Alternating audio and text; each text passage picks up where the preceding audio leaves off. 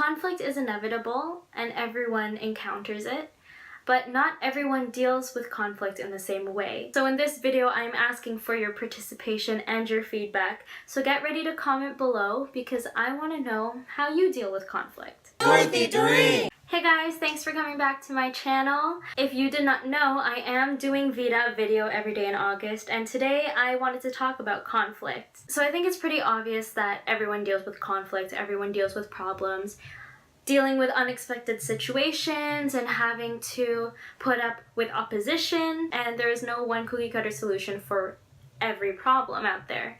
So I'm curious to know how you guys deal with conflict. The way that I've come to understand it, at least most recently, is that I ignore the details and then I try to see the bigger picture. And what I used to say to myself is, and I even have it actually here, don't complain about circumstances which you have the power to change. I wrote that to myself 3 years ago, and I think that when I ignore the details and look at the bigger picture, it's my way of keeping myself composed.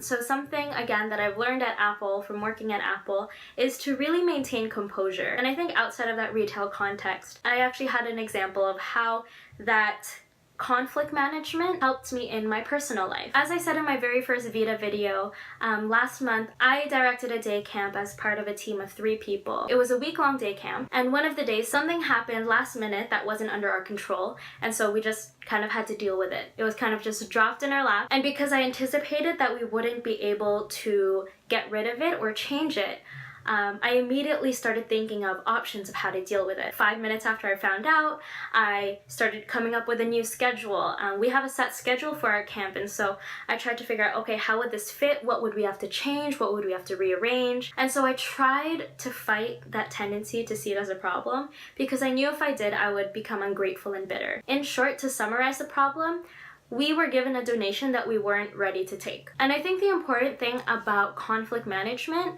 is that it's not really the problem that should be the focus. It's really how you deal with it, how you analyze it, and how you overcome it. With the fact that this donation was last minute, we were very unprepared, there wasn't a lot of communication going on, and so of course that was the main problem. It wasn't the donation itself, it was the fact that there was no communication around it. And the way that my brain works is that I try to avoid conflict, but not in the sense of pretending it's not there. I try to highlight the positive parts about it. We can't change this, so what can we do now? And instead of asking why is this happening or how did we get here, I automatically think, okay, what can we do now? It was a beneficial way of dealing with the issue at hand, but for me. And I know a lot of people who, in situations like this, need to digest the situation step by step, understand each detail, and ask those questions of why and how did we get here before they can see the bigger picture and step back. And I feel like that's where my style of conflict management helped me, where I found that it was beneficial, but I definitely feel like